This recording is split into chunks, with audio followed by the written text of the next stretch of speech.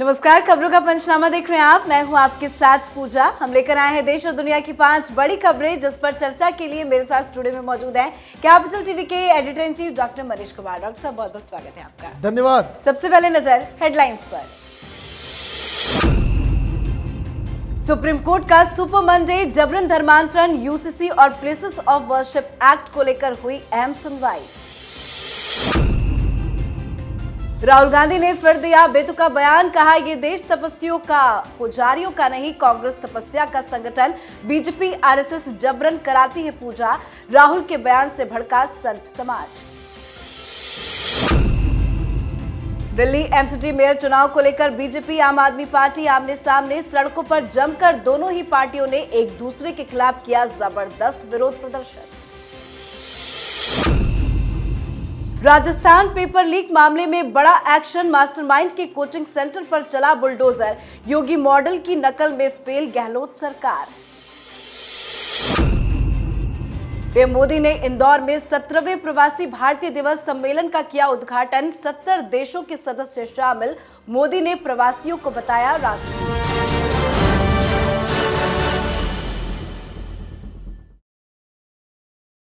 आज की सबसे पहली खबर में बात सुप्रीम कोर्ट के सुपर मंडे की। आज का दिन बेहद खास, क्योंकि बेहद खास मुद्दों को लेकर आज सुप्रीम कोर्ट में अहम सुनवाई हुई। पहली, उत्तराखंड और गुजरात में यूसीसी लागू करने के लिए सरकार द्वारा बनाए गए पैनल के खिलाफ एक याचिका को आज झटका लगा है। सुप्रीम कोर्ट ने समान नागरिक संहिता लागू करने पर सरकारों के पैनल के खिलाफ याचिका को खारिज कर दिया।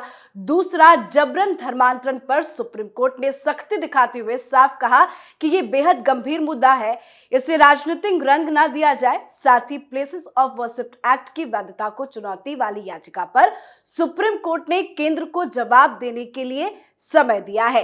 3 महत्वपूर्ण मुद्दे, यूसीसी, जबरन धर्मांतरण और प्लेसेस ऑफ वर्शिप एक्ट। क्या रहा सुप्रीम कोर्ट में आज? देखिए, ये तीनों मुद्दा, एक तो सामाजिक मुद्दा तो है ही, लेकिन ये राजनीतिक मुद्दा भी है, क्योंकि जो लोग हिंदुस्तान में सेक्युलरिज्म का धंधा करते हैं वो नहीं चाहते कि कन्वर्जन के ऊपर, धर्मांतरण के ऊपर कोई कानून बने या उसके लिए कोई नियम बने। दूसरी चीज़, ये प्लेसेस ऑफ वर्शिप एक्ट बहुत ही इम्पॉर्टेंट चीज़ है, क्योंकि इस पे बहुत सारे हिंदू धर्म स्थल के इसको लिबरेशन का सवाल जुटा हुआ है, जैसे काशी है, मथुरा है, भोजशाला है, कई सारे ऐसे चीज़। लेकिन कांग्रेस पार्टी ने 1991 में एक ऐसा कानून वो बना दी, अब उसके वैधता के ऊपर सवाल किया जा रहा है। तो कोर्ट ने कहा फरवरी तक आप हमें जवाब दें। मतलब ये कि ये तीनों ही मामले, चाहे वो यूसीसी का हो, इन तीनों ही मामलों में जहां विपक्ष इन कानूनों के खिलाफ है, सरकार और हिंदुत्व वाली पार्टियां इसके समर्थन में है, तो आज इन तीनों पे सुनवाई हुई और कह सकते हैं कि स्कोर 3-0 रहा। तीनों ही केस में बीजेपी और उनके समर्थक, सरकार, इनको फायदा हुआ, उनको सफलता मिली और इसका विरोध कर रहे लोगों को बहुत बड़ा झटका माना जा रहा है। और ये तीनों ही मुद्दे 2024 चुनाव के लिए कितने महत्वपूर्ण हैं? देखिए, इन तीनों में से अगर एक के ऊपर भी कोई कानून आ गया, विपक्ष के पास 2024 में लड़ने के लिए मुद्दा नहीं मिलेगा। जी, अब बात राहुल गांधी की, जो भारत जोड़ो यात्रा पर हैं और आए दिन कुछ ना कुछ बेतुका बयान जरूर दे देते हैं, जिससे राजनीति होने लगती है। राहुल गांधी की यात्रा इन दिनों हरियाणा में है। इस दौरान उन्होंने एक सवाल के जवाब में तपस्या और पूजा को लेकर बीजेपी आरएसएस पर निशाना साधा। उन्होंने कहा कि कांग्रेस पार्टी एक तपस्या का संगठन है, इसको आप तपस्या में लगाते हैं तो एनर्जी आती है, पर बीजेपी पूजा का संगठन है, उसको अगर आप पूजा में लगाएंगे तो उसमें ताकत आती है। पूजा 2 तरह की होती है, एक समान होती है कि मैं भगवान की पूजा कर रहा हूं और कुछ मांगता हूं, और आरएसएस की पूजा अलग होती है, वो चाहते हैं कि जोर जबरदस्ती से उनकी पूजा हो। साथ ही कहा ये देश तपस्वियों का है, पुजारियों का नहीं। ये राहुल गांधी कैसे कैसे बयान दे रहे हैं? देखिए, मुझे तो लगता है कि he is on a very high dose. न ठंड लग रही है, न जुबान के ऊपर कोई कमांड है, कुछ से कुछ कह देते हैं। अभी उनका बहुत ही चल रहा है कि मैंने राहुल गांधी को मार दिया। अरे भाई, ये क्या अनाप शनाप बातें कर रहे हो? राजनीति करनी है या आपको कोई धर्मशाला खोलना है? तपस्वी की संगठन है कांग्रेस पार्टी। 10 साल यूपीए की सरकार रही, कितनी तपस्या आपने की वो पूरा दुनिया जानता है। किस तरीके से घोटाले दर घोटाले, दुनिया में अब तक की सबसे भ्रष्ट सरकार किसी ने दी तो वो कांग्रेस पार्टी की यूपीए की सरकार थी। अचानक से तपस्वी बन गए। प्रधानमंत्री मोदी से 2 चुनाव क्या हारे, सारा मोह भंग हो गया, माया से मुक्ति मिल गई। और पता नहीं कांग्रेस के लोग इतना एम्बेरस फील कर रहे हैं। कुछ लोगों से बातचीत हुई, बोले कि भाई तो पार्टी को और तहस नहस करने जा रहा है, पता नहीं कौन से ट्रांस में ये चला गया है। भाई आप यात्रा कर रहे हो, राजनीतिक व्यक्ति हो, कोई मैसेज नहीं, कोई कुछ नहीं, मैं कांग्रेस गांधी परिवार, वही तो चल रहा है। अगर सिर्फ टी शर्ट पहन करके, वो भी अंदर से वार्मर पहन करके, इनर पहन करके, ऊपर से टी शर्ट पहन करके आदमी, कुछ लोगों ने कह दिया कि भाई वो तपस्या कर रहे हैं, ये बरखुरदार अपने आप को तपस्वी समझने लग गए। खुद को तो समझ ही लिया, पूरी कांग्रेस पार्टी को ही कर दिया कि ये संगठन ही तपस्वी की है।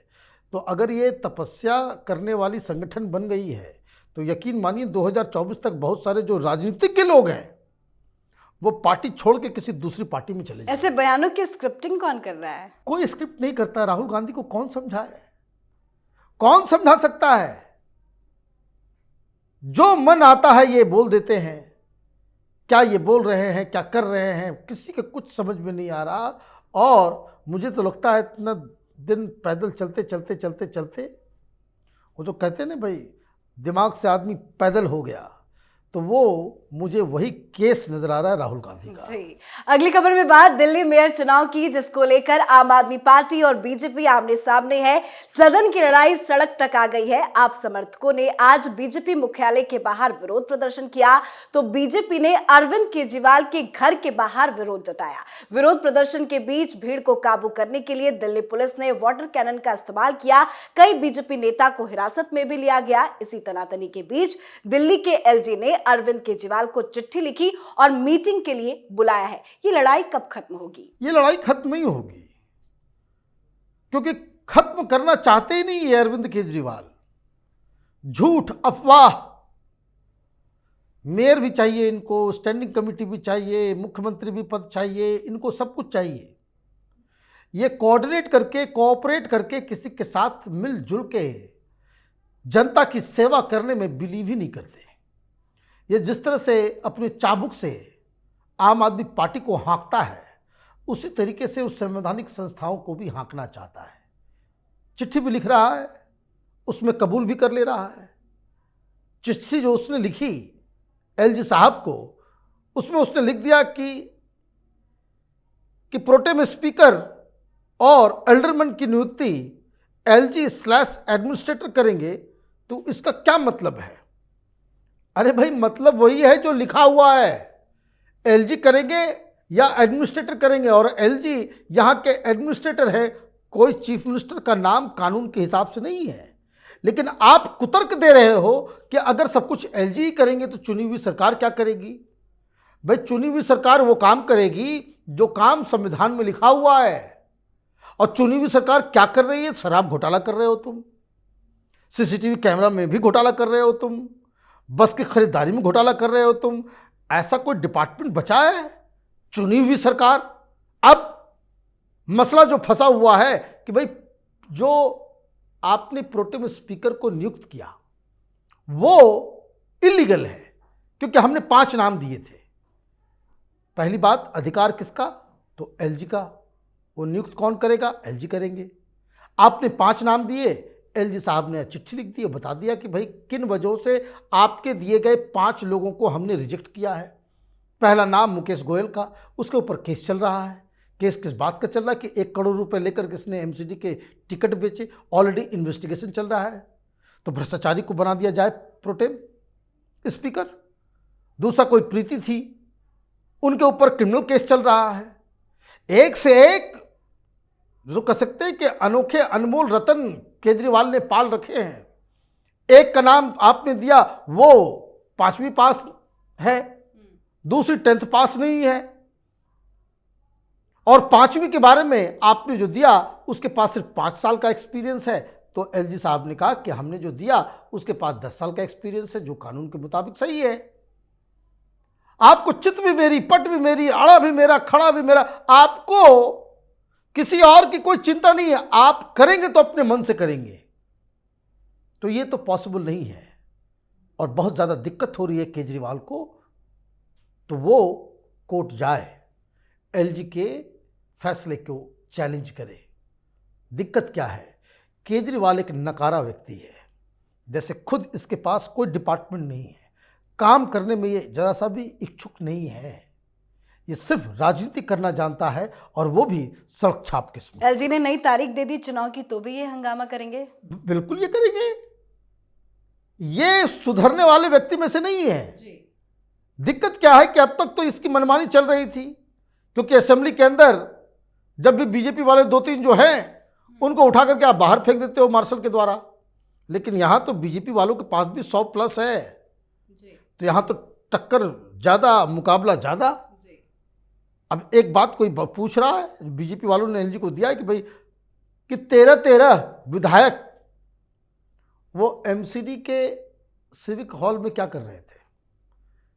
वहाँ जो भगदड़ मची है उसमें आम आदमी पार्टी के विधायक भी नजर आ रहे हैं। भाई वहाँ विधायकों का क्या काम, ये गुंडागर्दी चल रही है। तो ये तो बड़ा ही शर्मनाक है। जो लोग केजरीवाल को वोट देते हैं, ये उनको सोचना चाहिए कि आप किस तरह के लोगों को आप समर्थन कर रहे हो, जो दिल्ली को तबाह और बर्बाद करने में भिड़ा हुआ है। जी, अब बात राजस्थान पेपर लीक मामले की, जिसमें आज बड़ा एक्शन लिया गया है। राजस्थान लोक सेवा आयोग की शिक्षक भर्ती परीक्षा के पेपर लीक केस में कांग्रेस सरकार ने बड़ा एक्शन लिया है। गहलोत सरकार ने भी यूपी की योगी सरकार की तरह अपराधियों को सबक सिखाने के लिए बुलडोजर का सहारा लिया। पेपर लीक गिरोह का मास्टरमाइंड अनिल अग्रवाल, सुरेश ढाका, भूपेंद्र सारन और धर्मेंद्र चौधरी सहित 4 कोचिंग संचालकों के कोचिंग सेंटर पर बुलडोजर चलाकर बिल्डिंग को ध्वस्त कर दिया गया। एक्शन तो हुआ, पर योगी मॉडल की नकल में फेल हो गई गहलोत सरकार। जिस बिल्डिंग पर बुलडोजर चला है वो किराए की बताई जा रही है। एक्शन तो नजर आ रहा है, पर योगी मॉडल को कॉपी करने चले थे, फेल हो गए। अब ये बताइए, आप कोई किराएदार है, भाई बिल्डिंग टूटे, किसका नुकसान होगा? एक्शन किसके खिलाफ हो? मकान मालिक का। मकान मालिक जो उस बिल्डिंग का मालिक है, उसने क्या कसूर किया? अब वो केस होगा, भरपाई करनी पड़ेगी।